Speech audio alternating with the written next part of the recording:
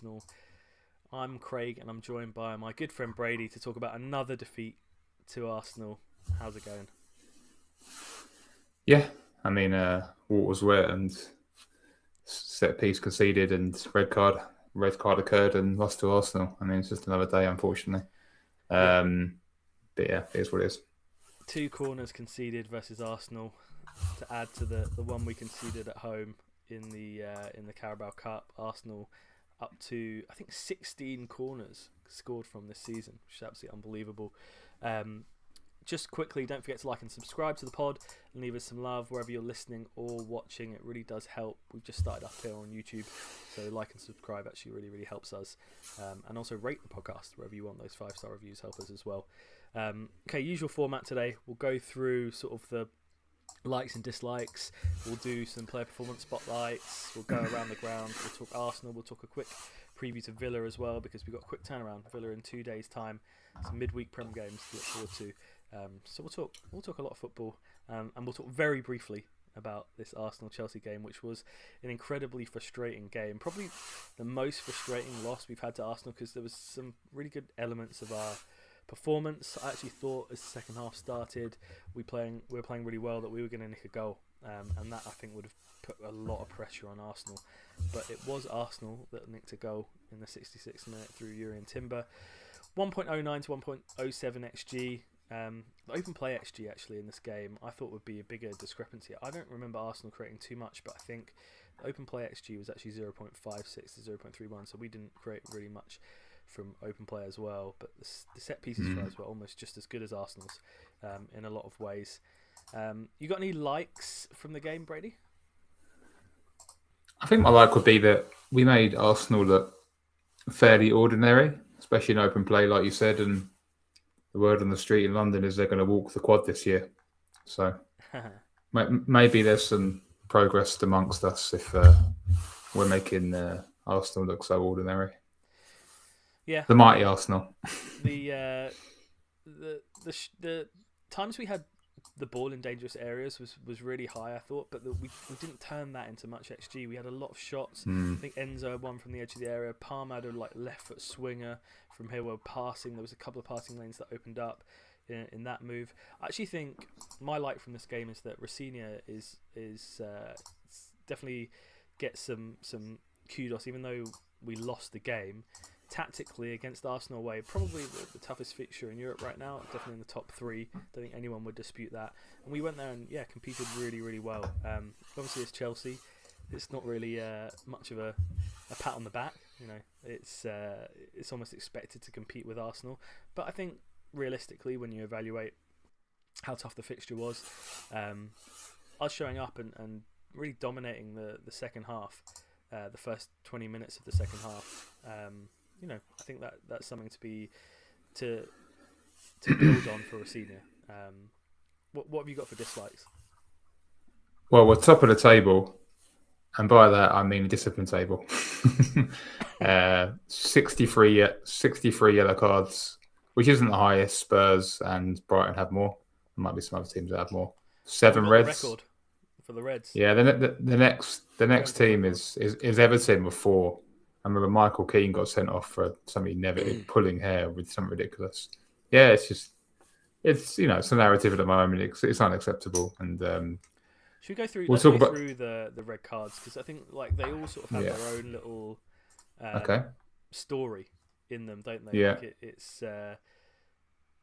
It's not like they're all, you know, similar thing. 2 yellows, you know. There's some Dogso ones in there. There's the 2 yellows. I don't know. Is there any violent conduct reds in the Prem? I know. Did João Pedro get a violent conduct red, or was that 2 yellows in the Champions League? 2 yellows.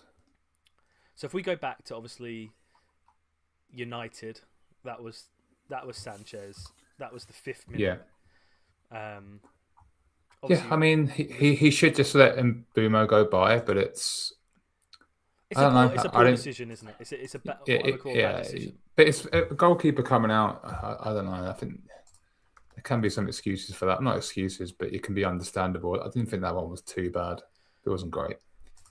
Yeah, none of them been great. I'm just trying to find a better way of going through the fixtures and like sorting by cards. There is a way of doing this on FBref without trying to remember like game by game. Well, the next one I know for was Brighton at home. That was the next one.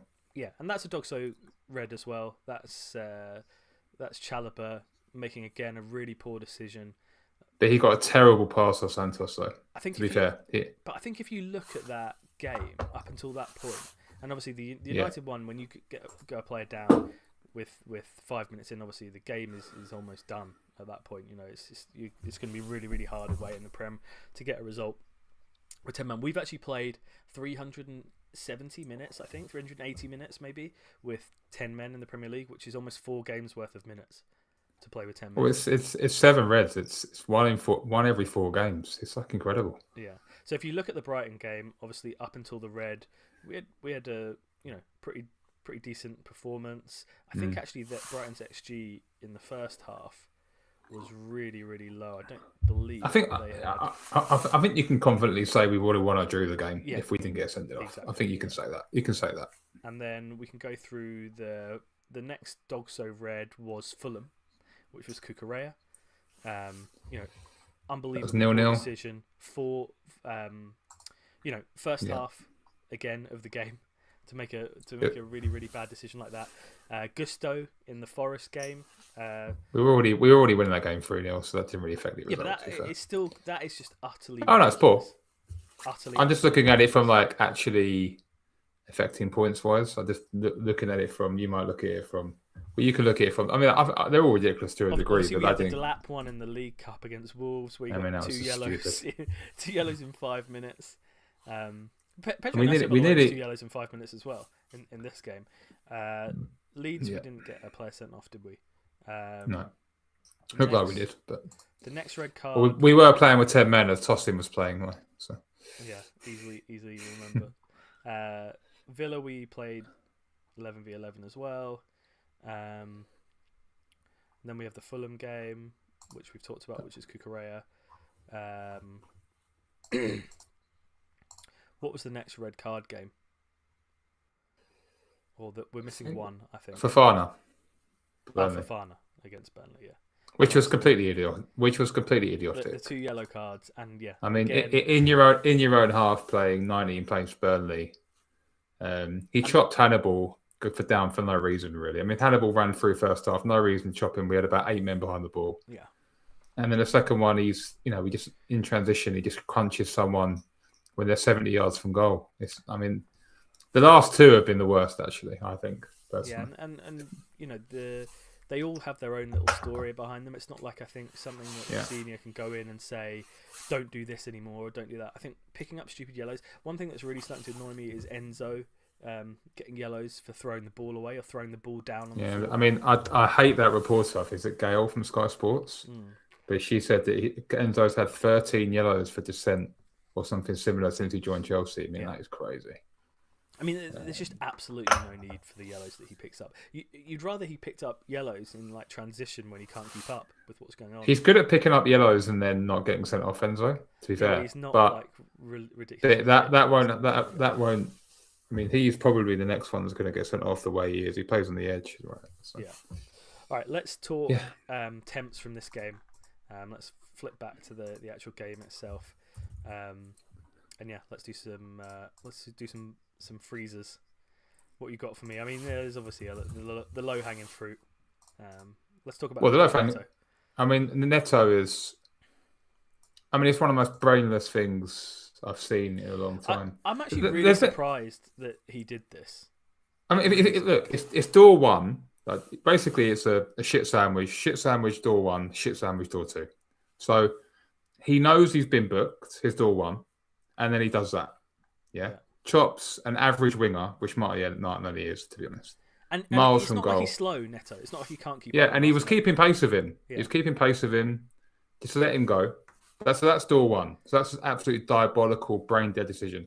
Door 2 is you're a Portugal international and we've been playing for a long time, Pedro. He's been playing at a high level since he was like 18, 19 at Wolves, right? Like playing a long time. Anyway, I think it was at Braga or wherever he was. he's going to play in the World Cup for Portugal. Door two is, as a professional, you're not aware you've been booked in this caliber of game. It's almost worse. People saying, "Oh, he didn't know he was booked." That's not good. Yeah, That is just to not know that you have been booked. And Reece James would have told him, "You got booked, by the way." Like there has to be these players not talk to each other. On top of his absolutely Game of Thrones froze over winter or form. I mean, it's the shit cherry on top. yeah. I mean, Neto's got one assist in 2026. Yeah, against Burnley. Yeah, and that he was didn't score a Burnley. goal. He's reverted to what he was before, where he got a hat trick against Hull, and he'll probably start pad against Wrexham because he'll start that game. But yeah, I mean, you know, I think the minutes that he's been getting should be going to another winger, and I think Garnacho has earned a chance to get. Pedro Neto played 2,150 minutes in the Premier League for us. I think Garnacho deserves a chance to play for a bit. I know it's a bit. It's a classic. It's a classic. I'm a hypocrite because at West Ham during the game, I was going mad at Garnacho because he was leaving Hato to the Wolves, right? Like he doesn't track back Garnacho. He doesn't do anything. But even when Garnacho come on in the Arsenal game, he showed. I know he's on the left wing, but he showed a bit of something different. A bit of a different energy. Yeah. The problem as well is the system. When you're playing one winger, which we do, which basically we did yesterday, right? Like, and that one winger is Pedro Neto. That's not good. Yeah. Like, if your one winger is Yamin Amal or whoever, that's all right. But if you're playing lopsided on the right and your out ball is Pedro Neto, you're in trouble. I think we need to go back to two wingers when they're fit because it's not working. I don't think this Enzo left 10. It worked against Wolves, but this Enzo left 10, Palmer left 10 rotating thing. I don't know whether I would say that it didn't work. I think tactically there were some things that did work. It works off the ball. I think we press and we mark better.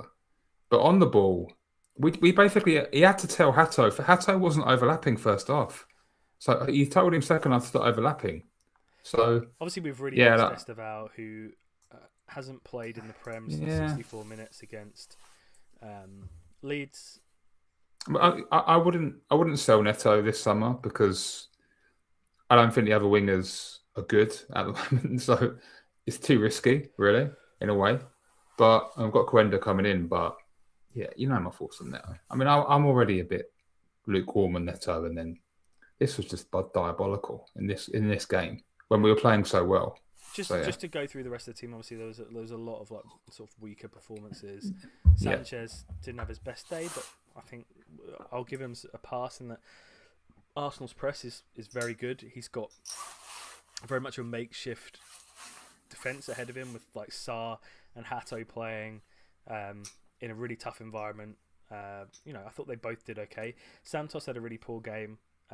Chalobah was good. Reece James was really good. João Pedro, 6.2 on FootMob, but he was absolutely outstanding. I thought João Pedro, considering he's up against the best centre-back duo in world football and people that are absolutely on him. And Gabriel's absolutely on him, and he did so well in those sort of balls lumped up to him. He really held the ball up well.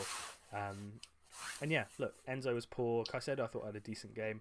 It really is sort of a mixed bag of performances, but overall I think the team performed pretty well. I think the thing for Arsenal is their spine of their team really saw them through, and that's Raya, Saliba, Gabriel and Rice, who all had pretty good games in the centre of the pitch for them. So who would be your win up then? Because you've gone through quite a few there.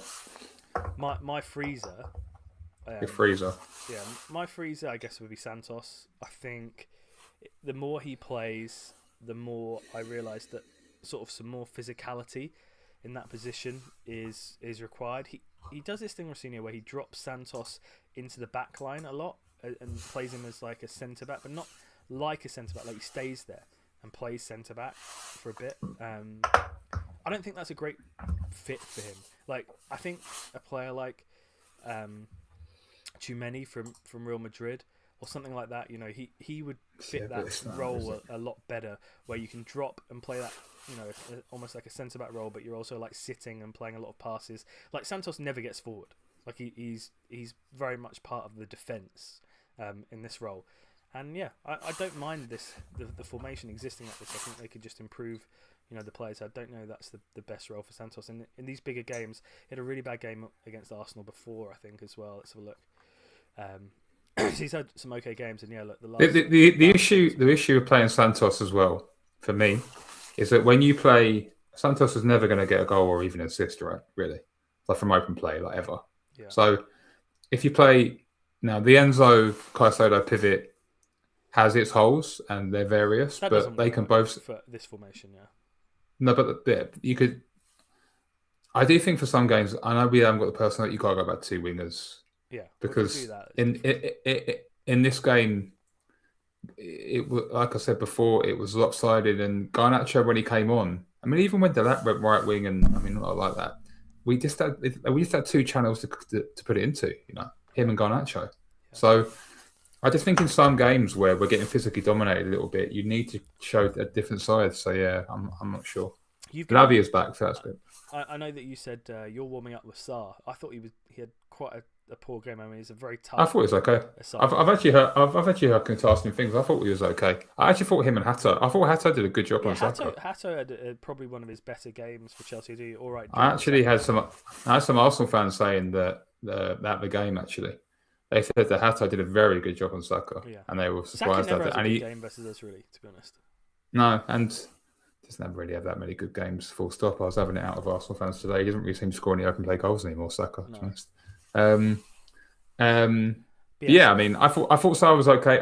The thing with Sarr is, look, you might not rate Brady issue on tossing, but it's quite a compliment to the man that he came in and he's above them already. So. He's probably number 4 centre back at the club, and he's played like 1 game. Now you can say that's. I think when Levi's back, and you got Josh in there, you've got a decent centre back unit. I think if Fofana starts taking his job seriously, though, that is, which is a big if. Yeah, look, I'm not going to judge him too harshly on this game. Obviously, very very tough game for him to come into. So my warming up is Chalobah. I thought Trev had a really good game. Nice. Again, Gyökeres, Gyökeres and Eze were absolutely appalling, and Trossard actually for Arsenal. They all had such bad games. Non-existent. Yeah, but Gyökeres specifically was in Trev's pocket, so fair play to Trev. Thought was strong. Him and we're not going to do boiling hots in a loss to Arsenal, but. Just a quick shout. Well, I think you have to do boiling hot. I think Reece James was exceptional in this game. I think there are actually a couple. I thought Caicedo was a monster in this game, even though the stats don't back it up. 16 defensive contributions. There was a lot of times where he broke up play where they would have been in. Yeah, and also Reece James was just. I know Reece James, unbelievable performance. I mean, you said in WhatsApp afterwards that we were robbed of the Reece James masterclass was robbed of a point. I mean, he was incredible. So many good crosses, almost too good. There was one in the first half where João Pedro didn't even read it. It's like he just whips it first time and the striker's like on his heels, but James is like thinking on a different level almost. 94% pass accuracy. Trossard. I mean, he absolutely bodied him. Trossard was like, and there was a beautiful moment where Martinelli's got the ball and he just comes over and just shoves him off the ball, like get off the ball. Like he's not on like Martinelli's or Trossard's level as a footballer. He's just a very high level footballer compared to a lot. I think he's, again, a lot of compliments from Arsenal fans. I mean, I think my mate said that he's top 10 player in the world, maybe. I mean, all the defenders in the world. I mean, he's an incredible player, Reece James. And he's been fit for a long time now. Got an assist, got the FPL assist, really good corners. We've got to remember when he doesn't get into shooting environments anymore, but you forget that from 30 yards, he can hit a ball as well as anyone, really, in the Chelsea team. Yeah. So, and obviously, there's a video, I don't know if people know, circulating around of him. He sort of stood there on his own, clapping the fans at the end of the game. Yeah. Everyone else had walked off, and he just wanted to take, I guess, a moment to applaud the fans. He is the last man standing from the last time we were like close to an elite team, right? He's the last man standing from the 2021 Champions League team, and he's just got a lot more muscle memory than to be frank, some of the idiots he plays with, to be honest. I mean, he's world 11 almost when he's on, for me. So we don't have many other players like that. And his fitness has been his only issue. And when Reece James is fit, he's a phenomenal player. And he was phenomenal yesterday. And he was very, very unlucky to be on the losing side. Yeah. I think I said in the WhatsApp group yesterday, that video of him, I really hope one day he's lifted the Club World Cup for us, and that'll be obviously a nice memory for us if he doesn't win a trophy for us again. But I'd love him to win a massive trophy. I'm not talking about FA Cup or League Cup. But I'm talking about the Prem or the Champions League for us as captain. That would be awesome. I really love Reece James. Right, let's talk about the rest of the Premier League, because there were some other good fixtures, and then we'll move on to Villa in what is an absolutely monumental game. In fact, looking at the league table quickly before we move on, if we lose to Aston Villa on it's done. I think. Yeah, I think top 5's done. I think with 9 games left, you'd be 9 points behind. I mean, I like those World War II films where it's like Operation, whatever. Operation the word. The Chelsea's thing is Chelsea's season is other than domestically is Operation Catch Villa, because I mean I don't think we're going to catch the others. Their fixtures are too good. We might catch Liverpool because they're a bit shaky. I don't think we're going to catch United now because they've got one game a week. They'll tick over. They've got quite easy fixtures in general. So if we draw against Villa, we've got maybe a chance at top 5. But if we lose, it's done. So yeah, in my opinion. And yeah, it's it will be 9 points with 9 games left, which I think in general is just not attainable, really, is it? No. And yeah, Liverpool have got relatively straightforward fixtures, I think, as well. I agree with you. So they've won 4 games in a row as well. They've got Wolves next, and then Spurs at home. Brighton away might be a tricky game, but Fulham at home. I mean, United have Newcastle away tomorrow night, or is it Wednesday? Whatever it is, Wednesday night. They've got to go to Villa, but yeah. United have got Newcastle away on Wednesday. So if we can beat Villa, I don't think United will be able to sort of see it out in terms of, obviously they've been an incredible run under Carrick, the absolute farce of a go up, mate. They're up. They're third. Card yesterday, but yeah, the fixtures for United, they'll have a little patch where they struggle as well. In fact, yeah, it might be coming up. Newcastle away, Villa at home, Bournemouth away, Leeds at home, Chelsea away. They've got tough fixtures, United. We've got a really, really important game. Let's talk about the Prem results. Let's go around the grounds. So let's get them up here.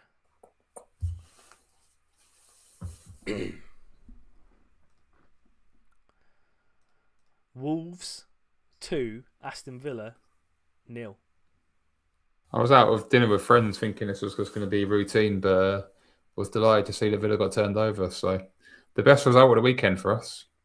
Yeah, shame we couldn't capitalise on that. Bournemouth 1, Sunderland 1. Yeah, watch this game in the pub. Also, my friend did a lot of socialising this weekend. Good game. Bournemouth are they're kind of back on it, Bournemouth. They had a bit of a mid-season blip, but yeah, they're finishing strong. They might get top 7. Burnley 3, Brentford 4. I mean, what a game. So sad that Burnley got robbed of an equaliser, or it went 4-4. I mean, Burnley, I think it's almost like that. You almost know you're going down, so the shackles are off, and what a game. Liverpool 5, West Ham United 2. I mean, they didn't deserve 5-2 at Liverpool. West Ham had loads of chances in this game. I mean, it's funny to say that West Ham could have got a point, but they could have. I mean, yeah, Liverpool still look a bit shaky, but they're getting over the line, unfortunately. Yeah, I thought that they would definitely win this game, though. This was sort of a must-win home game for them. Newcastle 2, Everton 3.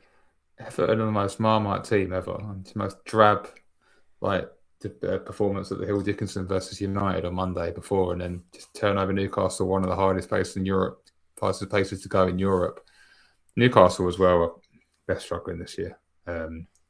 Their schedule's so heavy as well. So they've got Champions League to so they could go on a Champions League run because the league doesn't matter to them at all. They've got quite. Yeah, I mean they're still in the FA Cup. They've got a massive game in the FA Cup. City at home on Saturday as well. So they might be more cup focused now, maybe. Leeds 0, Man City 1. We're all cheering on City, weren't we?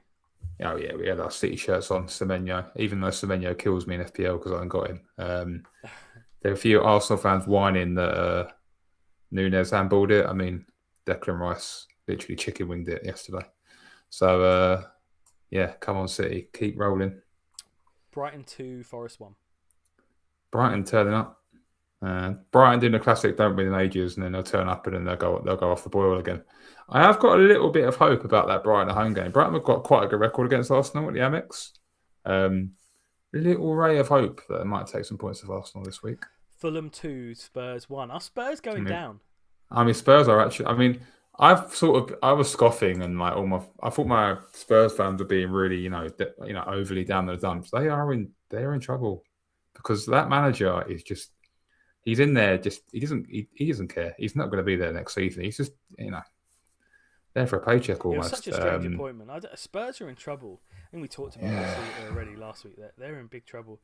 They've got some home games that are must win. They've like Palace are kind of on the beach in the league a bit, so Palace is one maybe, but. Well, they've got Palace at home. Is it Everton at home at some point? They got Liverpool away. They got Brighton at home. Brighton at home. Forest at home. Forest. I mean these that's are like the massive deal. games. Like if they beat Forest at home, they'll be all right, probably. To be honest. But yeah, it's Forest, massive. Forest are another team that potentially are in big trouble. It will be one of those three, won't it? Forest, Spurs, and West Ham, most likely. Yeah, I don't think Leeds will get dragged into it now. Manchester United 2, Palace 1. So lucky. Yeah, I watched this. I mean, Palace. So they're going through the motions in the league. Palace. They're in that mode of like playing in Europe, and all their focus is going to be on Thursdays now. So they didn't really deserve to win this match that much, United, but Palace they scored a goal and then just did nothing. Palace. So, yeah. That's it. Around the ground's done. Yeah. All right, let's talk about Villa. Lineup wise, we've got some team news from Rossini before this pod is released, so we know that potentially Cucurella could feature in the game, although most likely will be the weekend for him. Esteval's back on the grass, but this game probably is going to come too soon for him as well. Lavia is obviously in the reckoning to feature maybe for longer in these games at some point. You never know. Palmer and Reece James are fit. Who else am I forgetting from the injury list? No, that's it. I think Sugo's back training, but Gittins out for a while. Cole was out for a while. Yeah. I think the team sort of picks itself. I think the magnitude of the game means that everyone has to play that can play. Fofana's obviously back. Have you got your little tactics board to get the team out? What's that one you usually use? I do have that up there. I don't know if it will have the team. So it will be this will be this might be the team. Neto won't play, but it'll probably be Garnacho, right? Are you showing it on the screen? Yeah. And then it probably will be Hato. Might be Gusto actually. Yeah, my team would be Sanchez, Hato, Fofana, Chalobah, James, Caicedo and Santos sitting, Enzo 10, Garnacho left wing, Palmer right wing, and then João Pedro up top. That'd be the team. It's got to be the team. Yeah, I think the team. You agree? You're right. You agree? The team sort of picks itself, really, doesn't it? You can't do anything else. Yeah. I mean, he won't want to pay Garnacho for 90, but they'll have to just cross that bridge when they get to it, sort of thing. They should put that Jesse Derry on the bench as well, because we need a winger on the bench. You can't be having. I mean, it's a bit of a nightmare with line Tyreek George in a way. I mean, not the macro point, but it would be very handy to have George at the moment. Was there a chance that Esteval could be on the bench for this game or no? No, apparently. I mean, on the grass means he's, unless Rossini is being devious or not devious. What do you think about Liam Delap? In general? Don't need your general opinion on him, to be honest. Well, my general opinion is my macro opinion. I wouldn't. I'm counting down the Palmer on the wing. No. Liam Delap does not deserve to start for Chelsea at the moment. No way. Delap up top. Yeah. Okay. If he gets a hat trick against Wrexham or something, maybe you can consider it. But at the moment, I don't want him to start in the lineup, Craig. I mean, Okay. I'm counting the days down till we get Nick Jackson back. To be honest, that's quite a statement, but that's how I feel. Villa, injury-wise, looks like pretty much everyone's fit for them apart from Tielemans and McGinn. Well, they've got their midfield out. That Kamara is massive for them as well. So they've got the main three midfielders out. That's been their problem. He doesn't know who to play in his midfield pivot. He's playing Onana sometimes, Louise, playing somebody else sometimes. Can't remember the other guy. Is it Bogard? Yeah, Douglas Louise. There's another guy. There's another DM they play sometimes. Yeah, but Bogard maybe. Yeah. Maybe Bogard. Yeah. Yeah, he's got to try and stop Rodgers shooting from outside the box. Really. So we want him to shoot from outside the box. Yeah, but Rodgers is a huge threat. He can explode in any game. What happens if Jadon Sancho ends our Champions League hopes? Justice, we should have paid the 300k a week he wanted. Yeah. Could do him right now, Sancho. He'd be doing a job for us. I think on paper, you'd have to say our team is strong. Yeah, but look, I think you can pull up the extra. You can put up understat, and Villa should be 10th or 11th in the points totals. Really, I think we're a better team than them. But you've got to prove it. You can't play football on paper anymore. We should have beat Leeds. We should have beat Burnley. We should have got a point at the Emirates. We were promised that this rotation, not promised, but the insinuation was that the rotation by the medical department and the minute management would mean in this part of the season we're on it, we're fresh. Yeah, got to start showing Obviously, it. we do have to bear in mind the Club World Cup and all these players played. Oh no, I do agree. Wasn't playing for us and I do agree with that. I actually do think that Chelsea would be a lot better in the league last year because we don't have the World Cup. I mean, I think Chelsea could be quite strong in the league next year, actually, especially if we don't make Champions League. I think we could actually, because obviously the silver lining of not being in the Champions League is you're going to be stronger in the league technically. We should be because you haven't got as much distractions because obviously Europa League's a lower level. Yeah, we've got 30 points. We've got 45. The max we can get is 75. I mean, how many do you think we need to get top 5? 67? 65? Yeah, 65 probably you're looking at. So we can only drop 10 points. Yeah.